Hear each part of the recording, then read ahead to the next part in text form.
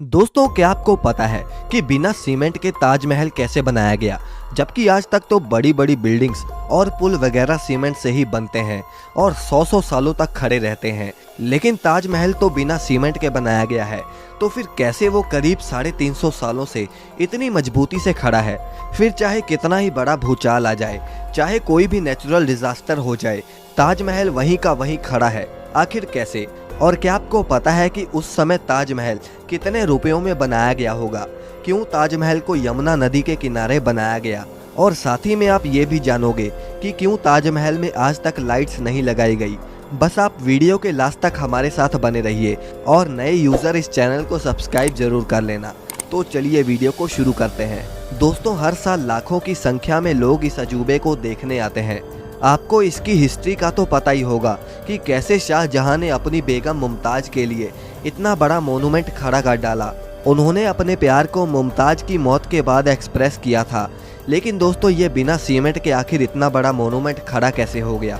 जबकि सीमेंट का आविष्कार 1824 में एस्परिन नाम के एक इंटेलिजेंट इंसान ने किया था, जो कि इंग्लैंड में रहते थे, और इन्होंने ही दुनिया का सबसे पहला सीमेंट का कंपनी बनाया, जिसका नाम था पोर्टलैंड सीमेंट। और ताजमहल का कंस्ट्रक्शन 1631 में शुरू हुआ और 1648 में जाकर ख़त्म हुआ। लेकिन बिना सीमेंट के ही ये खड़ा हो चुका था, जिसे आज तक एक भी खरोच नहीं आई। दरअसल सीमेंट के इन्वेंशन से पहले आर्किटेक्ट एक खास तरह के पेस्ट का इस्तेमाल करते थे, जिसमें बहुत अजीब अजीब चीज़ें होती थी। और अगर ताजमहल की कंस्ट्रक्शन की बात करें तो इसमें बहुत सारे सेमी प्रीशियस स्टोन्स जैसे कि अकीक, येमेनाइट, फिरोज़ा, लजवाड, मूंगा, सुलेमानी, लहसानिया, तमरा, ये सब पत्थर यूज़ होते थे, जो कि बहुत ही रेयर स्टोन्स थे। और ये उस समय Russia, Rajasthan, Uzbekistan, Iran, Israel, इन सब तरह के दुनिया भर के अलग अलग देशों से मंगाए गए थे। इसमें कुछ अल्ट्रा रेयर स्टोन्स भी यूज़ हुए थे, जैसे कि तिलाई, पाईजहार, अजूबा, नखोड़, जो कि इतने रेयर हैं कि पता नहीं शाहजहां ने इन्हें कैसे अरेंज किया होगा। लेकिन जो भी उन्होंने किया वो तो एक काबिलिय तारीफ है। और तो और जो सीक्रेट पेस्ट ताजमहल को बनाने में इस्तेमाल होता था, उसमें गुड़, बतासा, बेलगरी का पानी जैसी और भी बहुत सारी चीज़ों को डालकर पेस्ट बनाया जाता था। और ये पेस्ट सीमेंट जितना ही स्ट्रॉन्ग होता था। दोस्तों, जहां बुर्ज खलीफा की नींव बड़े बड़े स्टील के पाइप से रखी गई, वहीं ताजमहल की नींव लकड़ियों से रखी गई थी।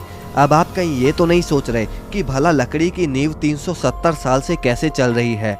दरअसल इसमें सबसे बड़ा रोल यमुना नदी का है। यमुना सिर्फ ताजमहल को अच्छा व्यू ही नहीं देती, बल्कि अगर यमुना नदी ना रहे तो ताजमहल गिर भी सकता है। इसमें होता यह है कि पहले के इंटेलिजेंट लोगों ने इसमें ऐसी लकड़ी का इस्तेमाल किया जिसमें चाहे जितना भी पानी लगता रहे, वो लकड़ियाँ और भी स्ट्रॉन्ग होती चली जाएंगी, वरना बाकी लकड़ियाँ नमी की वजह से ख़राब हो जाती हैं। और यही वजह है कि ताजमहल के खड़ा रहने में यमुना नदी का बहुत बड़ा हाथ है।